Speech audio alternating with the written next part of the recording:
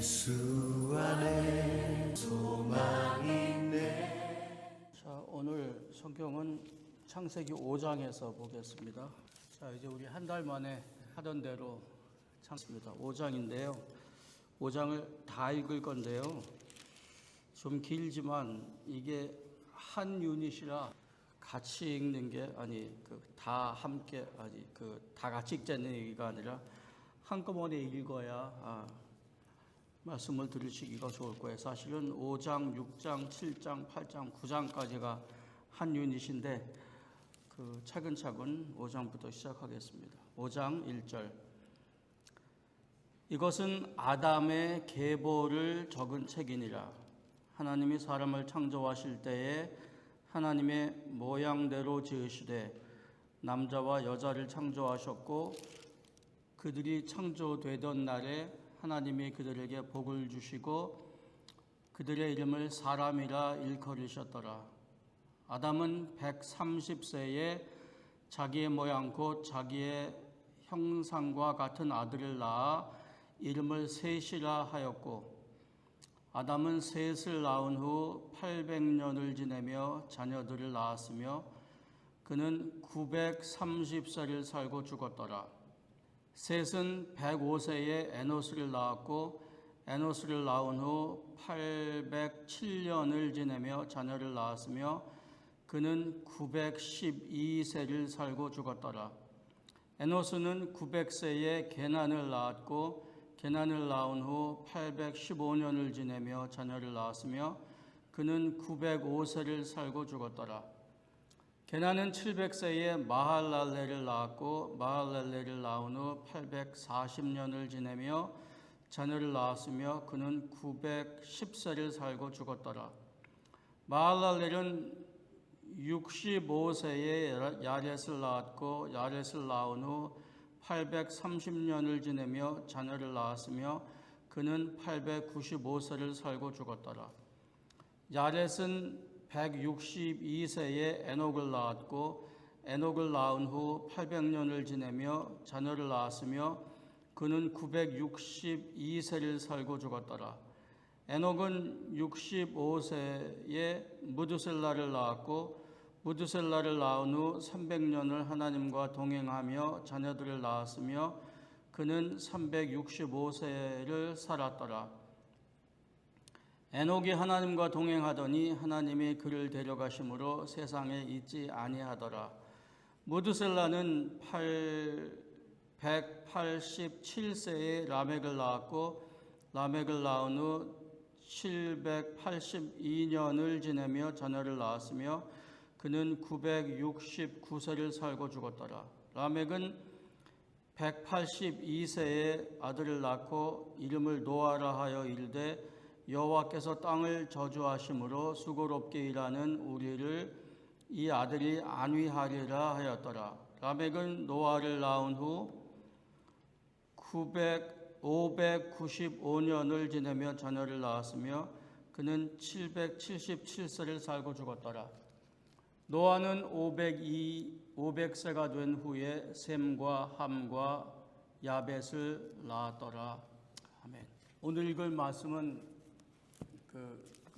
성경에 나오는 여기 있는 말처럼 계보 중에 하나입니다. 그래서 누가 누구를 낳았고 누가 누구를 낳았고 이제 하는 부분이라 참 재미없는 부분일 수 있는데 오늘 이야기를 다른 부분도 마찬가지겠지만 잘 들을 필요가 있습니다.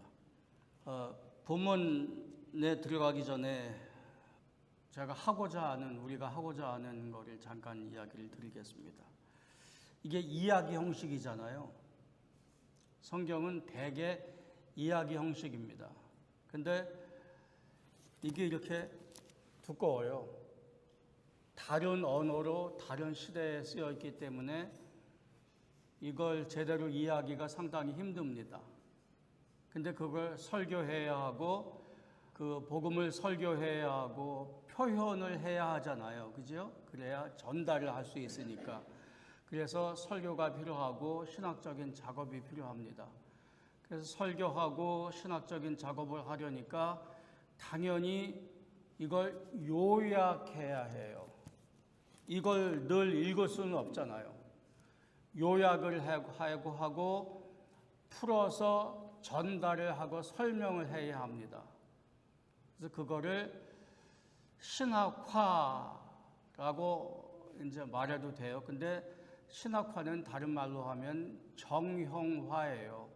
요약하고 규격화하고 정형화해야 해요. 그러니까 예를 들어서 누가 음식을 만들었는데 그걸 다른 사람에게 그걸 전달을 해줘야 돼요. 누가 집을 지었는데 누가 가드닝을 하는데 그것을 남에게 전달해서 그렇게 하게 해야 해요. 그러려면은 자기가 하고 있는 내용을 규격화해야 합니다. 어떤 재료를 가져다가 몇 스푼 넣고 그러니까 레시피를 만들어야 돼요. 그러니까 신학의 레시피를 만든다 그래도 되겠어요. 근데 레시피를 만드는 순간 그 풍부한 맛이 거기에 뭐라고 그럴까? 집사님 뭐라고 그래야 돼? 내 머릿속에 가지고 있던 내가 손으로 만들던 음식을 레시피로 만들어서 종이에 적어서 남에게 전달하는 순간 그것이 제한된다 그래야 돼. 아니면 그게 그 원래의 풍부한 맛이 그 레시피로 정형화되는 순간 그게 전달은 될지 몰라도 그 풍부함이 줄어들어요. 그 말 이해하시죠? 네. 우리의 말이 다 그래요. 우리의 말이 제한되어 있고 우리가 머릿속에 가지고 있는 아이디어를 우리가 가지고 있는 말과 언어로 다 표현할 수가 없습니다. 신학도 마찬가지예요. 그래서 예를 들어서 창세기 1장부터 3장, 4장까지 우리가 읽었는데 거기에 죄라는 말이 별로 없어요. 그러니까 죄가 아직 정형화, 규격화, 신학화되지 않은 거예요. 한참 지나서 바울 서신에 들어가서 죄가 범법함이다, 불순종함이다, 무법이다, 하나님 앞에 법을 지키지 않음이다 이렇게 요약이 돼요. 그리고 그 배경은 로마 시대에 있었던 법을 배경으로 해요. 그 엄한 로마 시대의 법을 배경으로 하나님께 대한 죄가 범법함이다 이렇게 설명을 해요.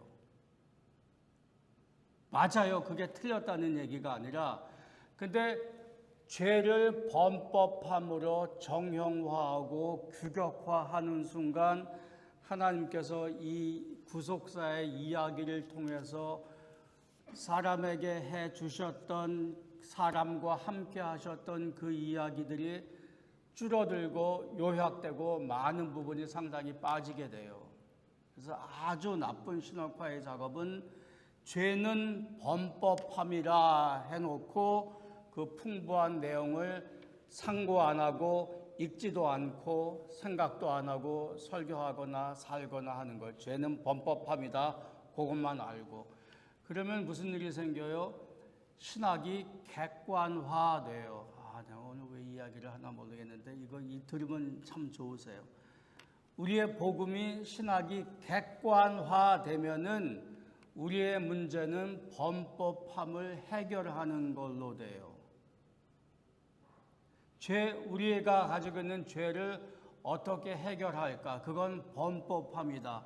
범법함을 어떻게 해결할까? 근데 우리는 우리 시대의 문화 안에서 있기 때문에 죄를 범법함이다 그러면 우리가 이 세상 살면서 가지는 범법함을 해결하는 방법 그게 번뜩 우리 머릿속에 있단 말이에요. 그러니까 범법함을 해결하는 방법이라는 스크린을 통해서 성경을 읽게 되는 누를 범하게 된단 말이죠. 그러니까 초점이 하나님께 대한 초점으로부터 범법함을 해결하고자 하는 객관화된 신학 복음이 된다 그 말이에요. 그러면 이제 매우 곤란해지는 거예요.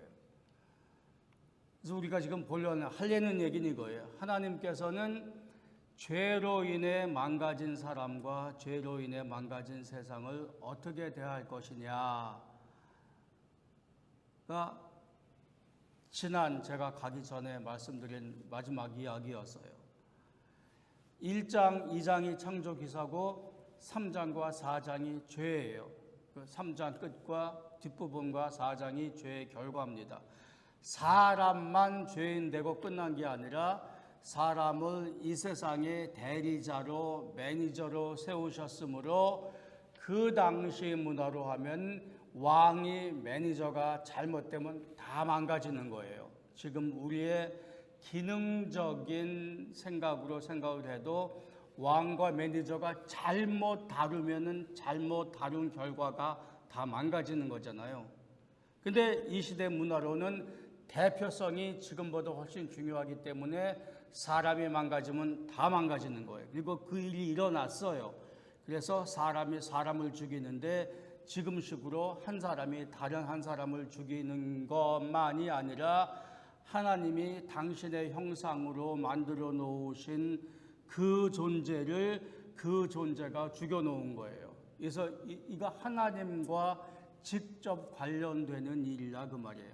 사람이 사람들끼리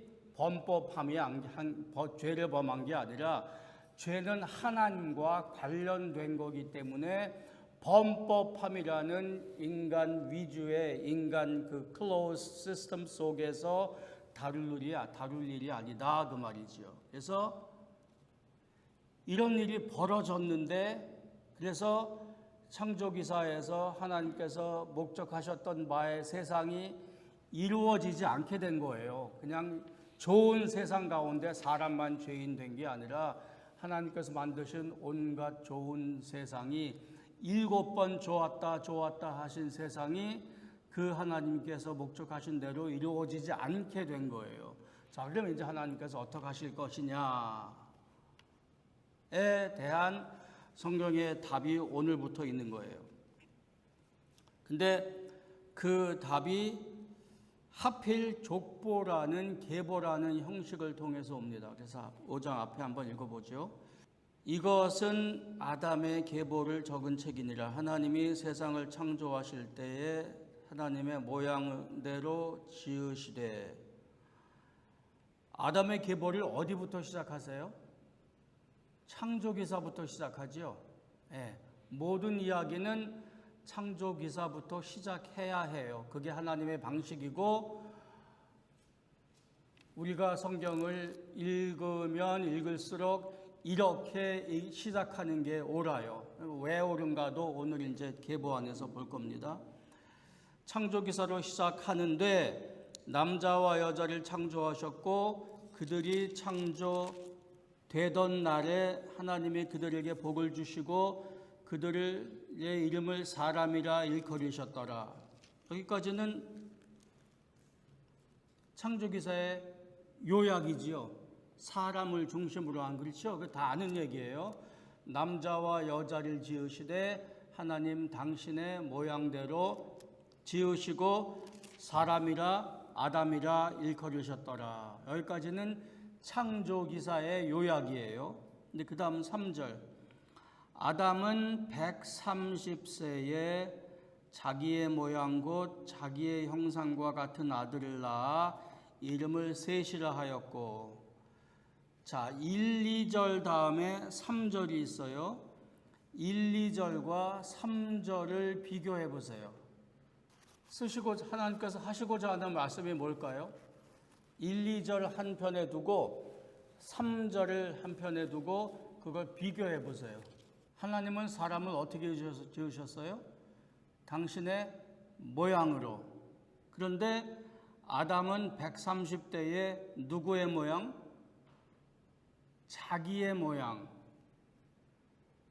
하나님의 모양이 아니라 자기의 모양과 형상과 같은 아들을 낳아 이름을 셋이라 하였고. 그러니까 거기 대조가 있어요.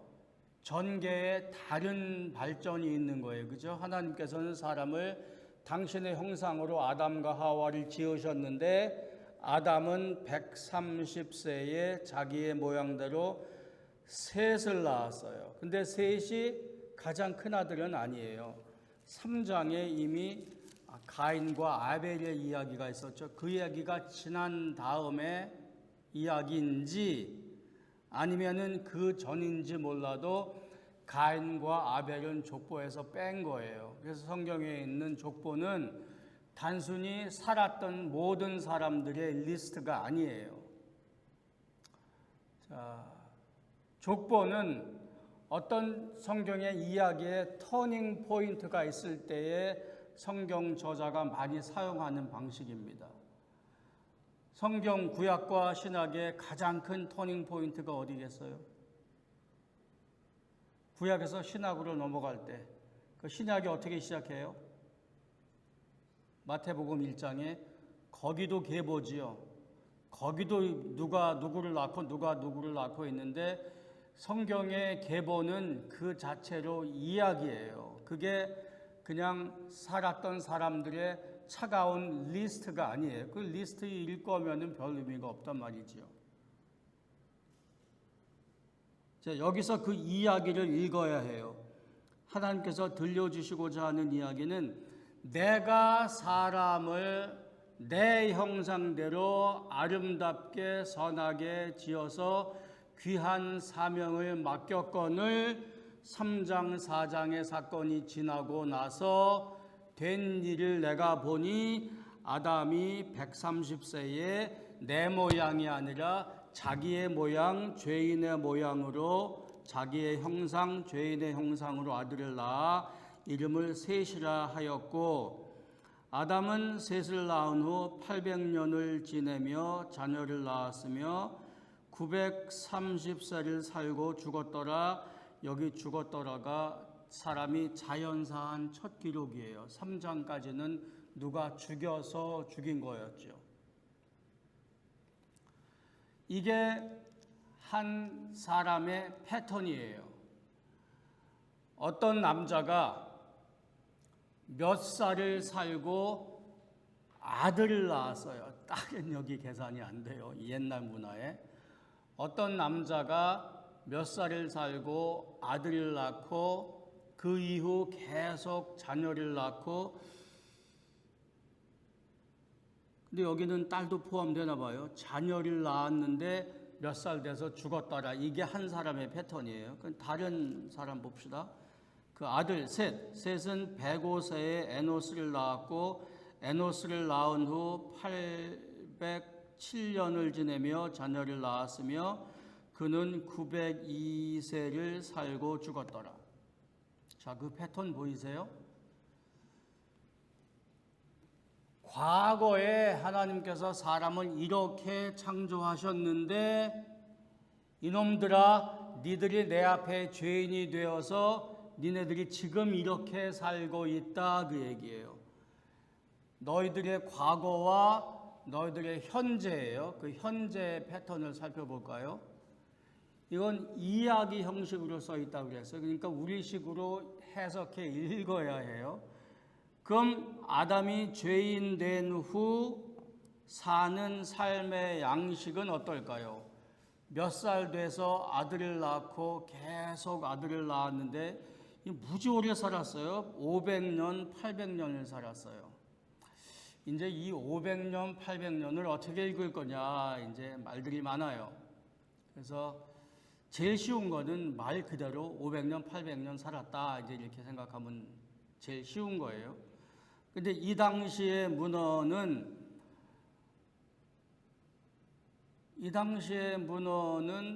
일반 사람 이렇게 일반 사람을 기록한 게 없어요. 당연히 없죠. 지금처럼 종이가 있는 것도 아니고 사람의 기록을 쓰려면은 청동에다가 쓰거나 가죽에다 쓰거나 굉장히 비싼 거예요. 필기한다는 게. 그러니까 일반 사람의 기록을 할 리가 만무한 거죠. 그러니까 그때의 기록은 다 모두 위대한 왕, 그냥 귀족이 아니라 위대한 왕의 기록만 써요. 그러니까 당연히 거기에 왕을 우러러보는 서사시 형식으로 쓰지요.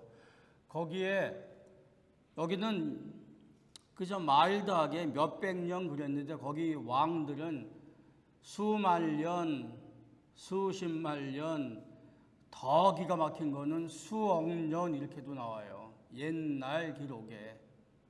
그러니까 그건 수만 년 살았다는 얘기가 아니라 그만큼 그 왕을 위대하게 기록한 방식이에요. 거기서는. 이게 그 문화에서 쓴 거예요.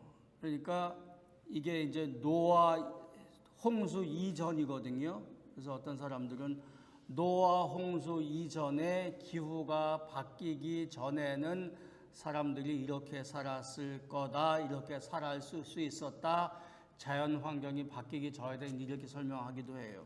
별로 안 따져도 되는 얘기예요. 800년, 500년은. 그게 중요한 게 아니에요. 한 남자가 언제 어느 순간에 아들을 낳았어요. 자, 이게 어떤 삶인가 보세요. 어떤 삶인가. 이제 여러분이 대답하셔야 돼요. 한 남자가 몇 살을 살고 아들을 낳았어요. 그리고는 계속 아들, 딸을 낳았어요. 근데 끝에 가서 죽었어요. 이건 어떤 삶일까요? 살만한 삶, 죽지 못해 사는 삶, 죄인의 삶, 그래도 살만한 삶, 어떻게 설명하시겠어요? 이거 다 아들을 낳은 적이 다 있으시네, 제가 알기로. 그럼 첫 아들 낳을 때 어떠셨어요? 제가 첫 아들 낳을 때 83년 3월 1일이었거든요. LA에 비가 억수같이 쏟아져 갖고 그 USC 그 병원에 가서 아기를 낳았는데 밤새 진통을 하는데 아기가 안 나오는 거예요. 근데 새벽 몇 시인가에 아기를 낳았어요. 근데 우레가 막 치는 거예요. 아기 그 레이버룸에도. 근데 집사람도 지치고 저도 지치고 그때가 23인가 4인가 제가 그 사람은 3살 더 어리고 그러니까 아기를 낳은 거예요. 그래서 낳았는데 다 지쳐 있는데 의사가 아기를 검사를 하더니 이제 다 괜찮으니까 저한테 안고 있으라고 이제 뒤처리를 한다고 안고 있으라고 저한테 주는 거예요. 근데 저는 이런 경험이 처음이고 아기를 떨어뜨릴 것 같은 거예요. 너무 힘들어갖고. 그래서 뒤로 가서 저 벽에 가서 이렇게 그냥 이렇게 쭈그리고 앉았어요. 바닥에. 그게 제 첫 경험입니다. 그리고 아들, 딸을 계속 낳았고 몇백 년을 살다가 죽었어요. 어떤 삶이에요? 이게 숫자 얘기하는 게 아니잖아요. 하나님께서. 그죠? 내가 너희를 내 형상으로 만들고 내가 이 고귀한 내가 하는 일을 너희에게 맡겨서 세상에 귀한 위치를 만들어 두었다. 그런데 니네들이 내 법에 불순종해서 죄인이 되고 네 자녀를 급기야 니들 모양대로 낳더니 지금 이런 결과가 있지. 지금 이렇게 니네들이 이렇게 사는 거야. 그거예요. 어떤 삶이에요? 성경에 구약에 아들을 낳은 거는 참 기쁜 일이에요. 그게 복이에요. 그러니까 생육하고 충만하여 땅에 번성하라. 그게 창조 기사의 복이잖아요. 그게 죄인이 된 이후에도 아직까지 작동을 하는 거죠. 이때. 그렇죠?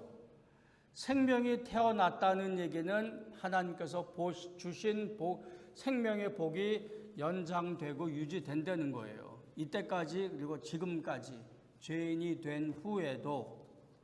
그래서 기쁜 삶이 이어져요. 아들도 낳고 딸도 낳고. 그렇게 오랫동안 살았어요. 그래서 시편에 뭐라 그래요?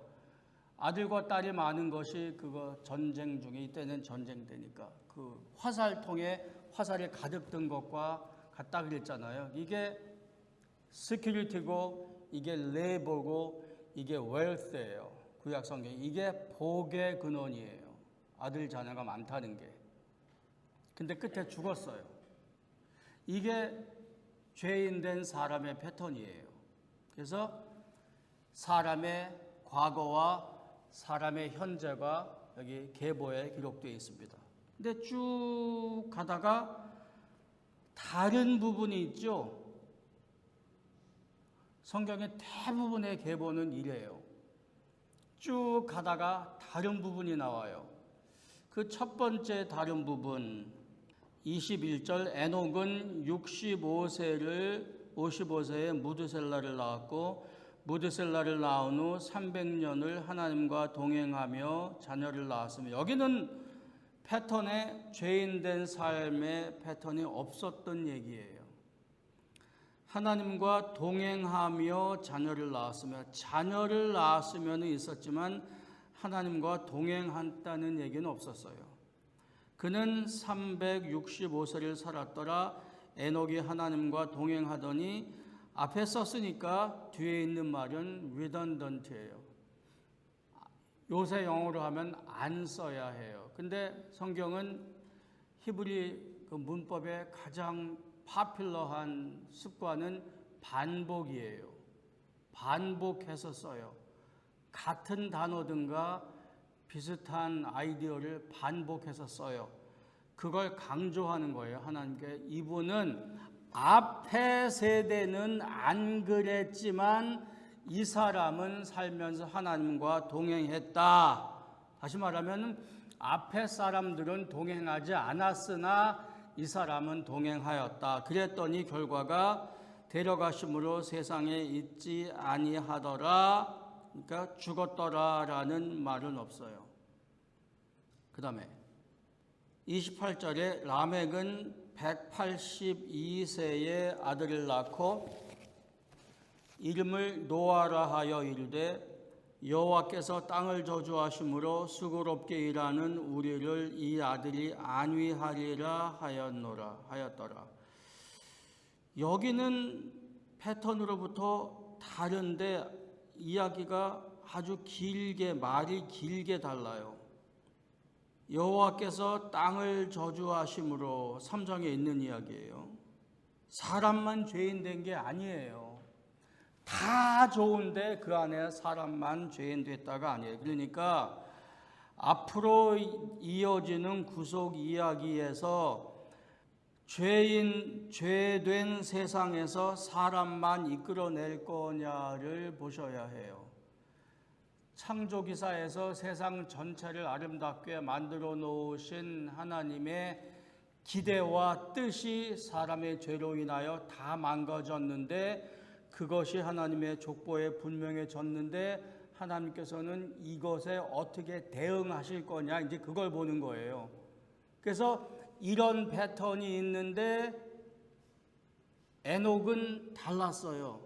이게 다 그 당시 현재 삶에서. 근데 더 다른 거는 노아예요. 노아는 어떻게 다르냐? 하나님께서 저주하시는 이 땅에서 수고롭게 일하는 우리를 이 아들이 안위하리라 하였더라. 노아 이름의 뜻이 안위, 위로예요.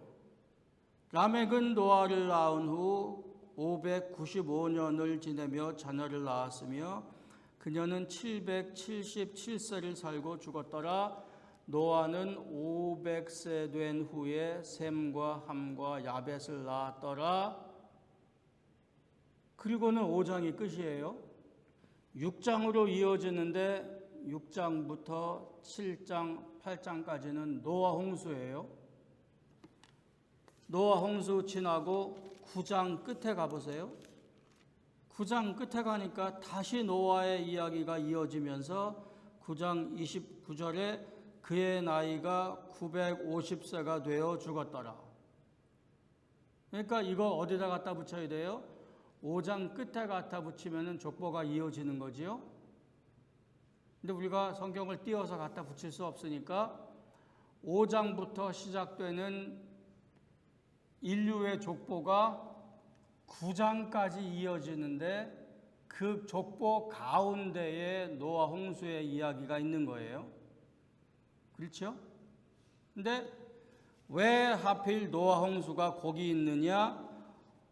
홍수를 통해서 하나님께서 하시는 일 가운데에 노아가 거기 주인공이에요. 그러니까 하나님께서 홍수를 통해서 그의 방주를 통해서 하시는 일이 여기 29절에 설명해 놓은 죄 가운데 허덕거리는 인류를 안위하기 위해서 하나님께서 죄된 삶을 사는 동일한 죄인의 패턴에 다른 인간을 보내셨다. 그 인간을 통해서 하나님께서는 구원의 작업을 하신다. 그 작업을 하시는 제목이 위로 위안이다 그 말이에요. 그걸 어떻게 기록해요?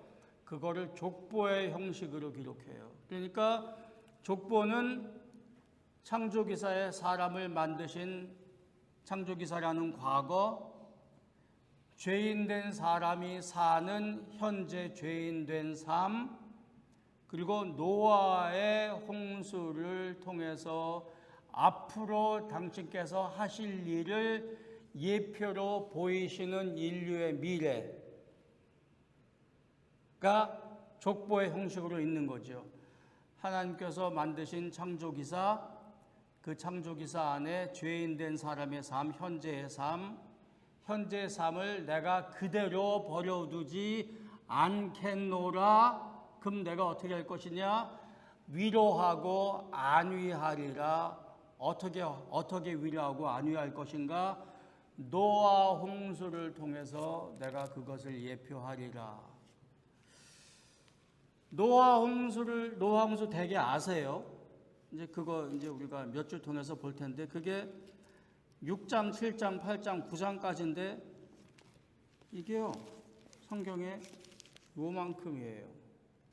여기가 6장, 8장, 9장이 나머지는 이만큼이고 예수님께서 십자가에 달리신 거는 이만큼이에요. 예수님께서 십자가에 달리신 게 다라면은 제가 이미 여러 번 말씀드린 이만큼이 필요 없는 거예요. 근데 우리가 오늘 읽은 창세기 5장부터 하나님께서 내가 죄된 세상에 이렇게 하리라라는 하나님의 대응 방식이 오늘 처음 이거예요. 여기서부터 이어주는 구속 역사의 정점이 예수 그리스도의 십자가예요. 이제 그것을 이제 읽을 거예요. 그럼 이제 오늘 마치기 전에 몇 가지 염두에 둘 거를 한번 봅시다. 이제까지 창세기 그 죄를 읽으면서요. 3장에 죄에 대한 처벌을 하나님께서 이미 주셨어요. 죄의 가장 첫 번째 그 결과는 두려움이었어요. 그래서 내가 벗었으므로 두려워하여 숨었나이다도 2번 기록되어 있지요. 그 죄를 짓는 순간 죄의 결과는 거기 따라 나오는 거예요. 그 다음에 첫 번째 죄의 저주는 누구한테 왔어요? 뱀에게 이르시되 너는 더욱더 저주를 받아 배로 다니고 살아있는 동안 흙을 먹을지니라. 그게 뱀이지 아마 이 뱀은 사단의 대리자지 사단 자신은 아닐지 몰라요. 물론 이제 3장 15절에 너는 여자의 후손의 발뒤꿈치를 상하게 하고 여자의 후손은 내 머리를 상하게 하리라. 여기서 악의 근원 사단을 완전히 처벌해서 그 기능을 못하게 하지 않으셨어요. 성경 기록에 이제 그걸 염두에 두세요. 그리고 그 다음 여자에게 주신 심판 저주는 너는 남편을 원하고 남편은 너를 다스릴 것이며 아이 낳는 해산의 고통을 당하리라. 그 왜 하필 하고 많은 고통 중에 여성에게는 아이 낳는 고통일까요? 내가 이거 찾아보려고요. 많이 뒤졌거든요. 그 가장 지금도 그게 옳다고 생각하는데 이거 찾는 가장 좋은 방식은 16세기, 17세기 랍비들 기록이에요. 근데 제가 논문 쓴 게 마침 16세기, 17세기를 그때 그 문헌을 많이 뒤졌는데 이거 한마디 없었어요. 왜 하필 여인들에게 고통은 이걸까요? 여인들의 고통을 통해서만 아이가 태어나요. 그죠? 고통은, 아이가 태어난다는 얘기는 동물들도 그렇고 사람도 그렇고 하나님의 복이에요. 하나님의 허락하심과 생명이라는 복을 하나님께서 주시지 않으면 어느 생명도 지금 태어날 수 없어요. 이만큼 우리 교회에 있는 만큼 하나님의 축복이 죄된 세상에서도 작동한다는 얘기입니다. 근데 고통 가운데서만 태어나요. 이거 아기 낳을 때 많이 아프다면서요. 하나님의 복인데 고통 가운데에서만 태어나요. 그리고 이 아이도 아주 극심한 스트레스를 가지고 태어난답니다. 근데 그게 이제 사람의 아이덴티티 같아요. 사람이 누구냐? 그리고 남자에게 온 죄의 심판은 평생 먹고 살기 위해서 땀을 흘려야 하리라. 땅이 너로 말미암아 저주를 받고. 그러니까 우리의 삶의 모습을, 이게 몇천 년 전에 쓰여진 건데 우리 현재 삶의 모습을 우리가 누군지, 죄가 우리에게 어떤 일을 행했는지 잘 설명해 주고 있어요. 흑인이 흙으로 돌아갈 것이니라. 언제 말씀드린 대로 여기 흙이란 얘기는 죄와 관련된 게 아니에요. 그냥 하나님께서 만드신 자연 만물 중에 하나예요. 흙으로부터 만들어졌으니 흙으로 돌아갈 것이니라. 아주 분명하게 너 죽는다 그 얘기입니다. 그리고 짐승의 가죽으로 옷을 입혀서 보내셨고, 그렇게 죄인된 모습으로 영원히 살지 못하게 하기 위해서 생명나무에 접근하지 못하게 에덴 동산에서 쫓아내셨습니다. 그리고 4절에 첫 번째 살인을 한 가인을, 아벨은 죽어서 없고 가인을 죄책으로 죽을 만한 양심의 가책을 느낄 때에 하나님께서 그를 살려서 보내시고 사람들이 그를 해치지 못하게 살 만한 길을 마련하세요. 그리고 5장입니다. 그 죄인들이 그나마 죄 가운데서 살 만한 길을 마련하시고 그나마 사람다운, 그나마 기쁨을 누릴 만한 삶을 살게 하시고, 그러나 결국은 종당에는 죽게 하세요. 이것을 먹으면 정령 죽으리라 하는 말씀이 그 당시에 즉각적으로 이루어지지 않았으나 결국 이루어진 거죠. 그래도 왜 그럼 이렇게 하시냐? 그 즉각적으로 죄를 심판하시고 즉각적으로 죄를 처벌하신 다음에 즉각적으로 회복 안 시키시고 이렇게 시간을 두시는 거냐? 나는 성경 읽으면서 제일 큰 질문이 그거예요. 그렇게 해야 우리에게 옳아요. 그렇게 해야 우리에게 옳아요. 그래서 이제 기나긴 얘기, 아브라함부터 시작하는 구속의 이야기를, 아브라함부터 시작하는 구속의 이야기, 그러나 그 배경은 노아의 방주로 시작하는 이야기인데, 오늘 말씀은 죄 가운데에서도 사람을 용납하시는 하나님으로 마칩시다. 죄를 지어서 당신에게 불순종하고 거역해서 죄인된 사람들을 처벌하세요. 처벌하시는데 구원이 이루어지기까지, 예수를 통해서 구속을 이루시기까지 사람을 용납하세요. 지난 한 달 동안 다니면서요, 일부러 그러려고 한 게 아닌데 사람이 사람을 용납하는 게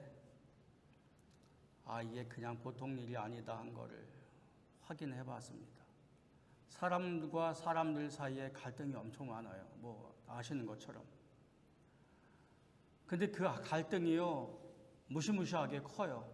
그러니까 전쟁도 하겠지요. 아프리카에 뭐 말도 못하고. 근데 한국 가면은 가끔 설교하는 작은 교회가 있어요. 그 교회가 출소자들을 목회해요. 거기 한 7, 8번 가니까 자연스럽게 그 출소한 청년들 30대, 40대 사람들하고 이야기를 하게 돼요. 근데 제가 아이오와에 있을 때에 그 페니텐셜, 그 감옥을 여러 번 갔어요. 거긴 그때는 신학 강의하러 거기서 요청을 해서. 근데 거기는 미국은 법이 엄해요. 법이 엄해요. 그래서 거기 남자들만 있는 데인데 거기 있는 사람의 반 이상이 아마 무기수라 그래요. 그걸 알 수는 없어요. 근데 그분들하고 제가 한 10번 좀 만났거든요. 거기가 훨씬 사람다웠어요. 들어가긴 엄청 힘들어요. 갈 때마다 수속을 다 해야 하고. 근데 한국에 혹시 이 설교 듣는 분들 그 이야기는 좀 이렇게 딴 데 퍼치지 마시고 좀 이렇게 그 프라이버시를 좀 지켜주시기를 바랍니다. 그 목회하는 목회자하고 그 성도들하고 너무나 힘들어요. 힘든 이유가 한국 사회가 특별히 교회가 출소자들을 못 견뎌해요. 그러니까 이유인즉슨 뭘 믿고 그 사람들을 우리 교회에 들이냐 그 얘기예요. 그래서 나간 사람들, 집사님들, 권사님들 많이 봤어요. 이해는 해요. 출소자, 전과자의 많은 부분이 재범해요. 그 교정 프로그램이 별로 그렇게 좋지 않은 모양이에요. 그렇다 보니까 그 교회 안에서도 좋지 않은 일이 일어나요. 그 사람들을 통해서. 그러니까 사람들이 불안해해요. 무슨 일이 일어나냐면은 이제 그 사람들의 이야기예요.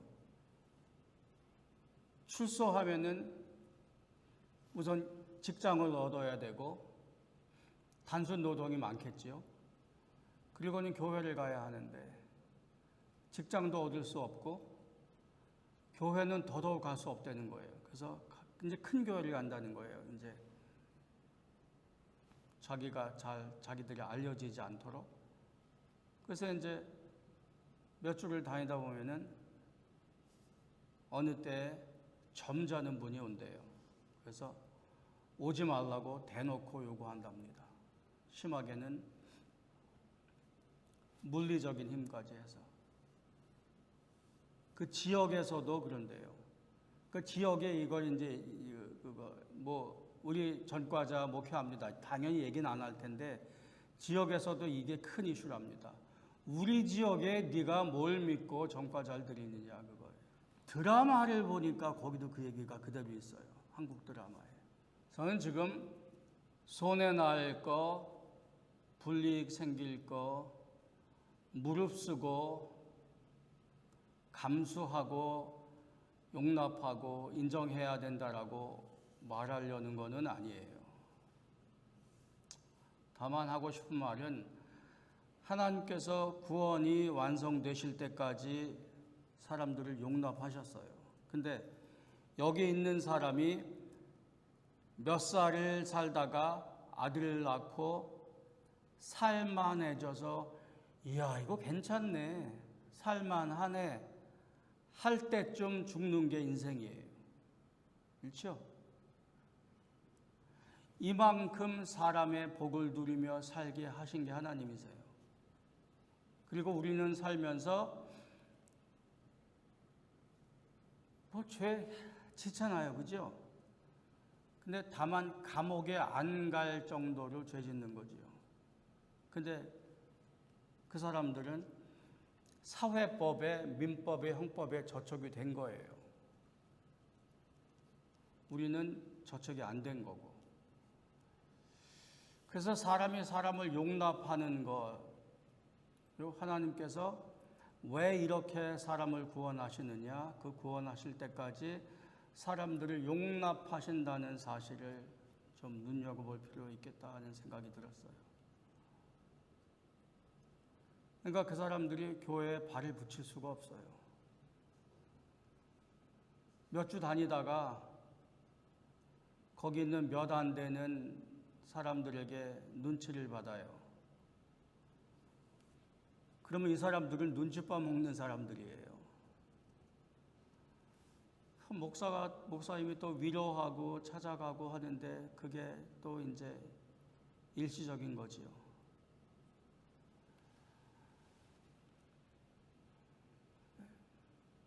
참 우리가 사는 모양이, 우리가 사는 꼴이 참 한심스러운 게 많은데, 우리가 사는 교회의 모양과 교회의 꼴이 또 한심스럽습니다.